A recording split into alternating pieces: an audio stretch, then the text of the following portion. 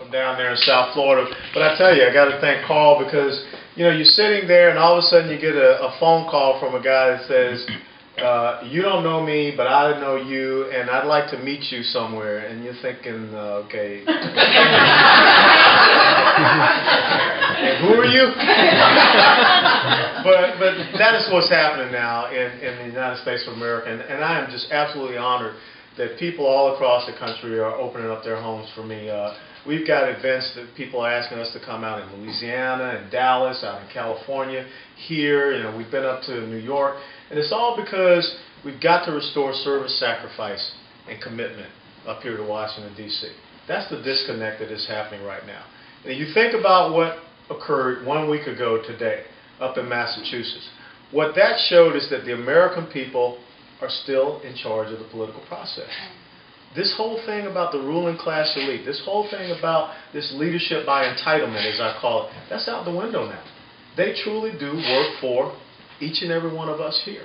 And now is the time that we're going to make them understand that. And you go back and you think about the complete change of the political landscape in the United States of America from a year ago when President Barack Hussein Obama took office to now. It's incredible. Because now the American people are starting to, we don't need this big, huge thing called government. Every time taxes are being raised, that just takes away a little bit more of your liberty. And the American people really don't feel safe. We came that close on Christmas Day to having a catastrophic event. And now we're starting to figure out how did they handle that. You can't tell me that you learned everything that you needed to learn from that young Nigerian terrorist in 50 minutes. But what's most important is that one critical thing that we have as Americans, our constitutional rights, are being given away to people who want to see us dead. That's absolutely out of control. Now, why are we going to take someone like Khalid Sheikh Mohammed and bring him to New York? Why are we all of a sudden looking down and saying Guantanamo Bay needs to be closed down? Because as I heard Eric Holder say down in West Palm Beach, that's the #1 recruiting tool for Islamic terrorists. But if you go back and think about it, you know, why did they push Leon Klinghoffer off to kill Laura? It wasn't about Gitmo. It's about who they are and who we are. And that is what we have to now go back and understand and reconnect with. Because now is the time when principles and values are going to mean much more than party affiliation. That's the lesson that happened a week ago in Massachusetts. That the American people now have seen this. They've seen this thing which is truly is socialism in Washington, D.C. The #1 tenet for socialist ideology is to nationalize production. So here in 1 year, since he took over office, we now see that our banks are controlled.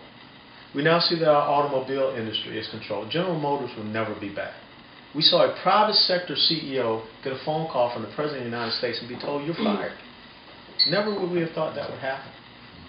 If you go through and you read this healthcare legislation, it is not about health, it is not about care. It is about controlling another aspect of our production. 110 new government agencies would be created if that healthcare legislation goes through. When the solutions to our healthcare are very simple. You can do things where you don't even have to raise taxes one bit. But yet, here in Alexandria, Virginia, back last September, when Howard Dean stood at a town hall meeting for Congressman Jim Moran, he was asked, why is there not tort reform in this piece of legislation? And Howard Dean said, because we're not willing to take on the trial lawyers' lobby. They're not willing to do what is right by the American people, but they want to maintain their power. They want to maintain their control. That is what is happening in Washington, D.C. And if cap and trade were to go through, you can forget about the energy sector, because then they control the energy sector. Then they start to modify your behavior by taxation to force you toward a green agenda. It's not America. That's not what built this country to be what it is in 233 years. What built this country to be what it is in 233 years is an indomitable American spirit. It's the private sector. It's you all going out, investing, innovation, ingenuity. That's where economic growth comes from. But now what we're going to hear tomorrow is that we're going to grow jobs by just giving the middle class all kind of free stuff. Where do you think that free stuff comes from? It comes from your pocket, comes from your pocket, comes from your pocket, comes from your pocket.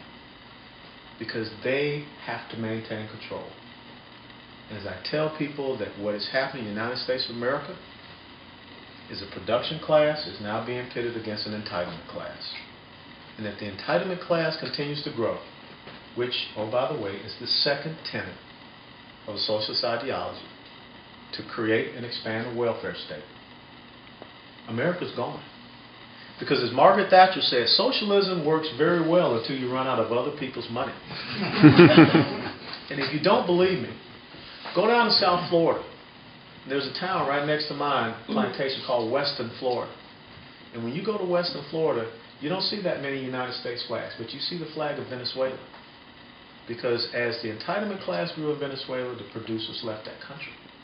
And the exact same thing will happen here in the United States of America. Because sooner or later, people will say, I'm not putting out the effort. I'm not working hard. And the other side will continue to want more and more and more.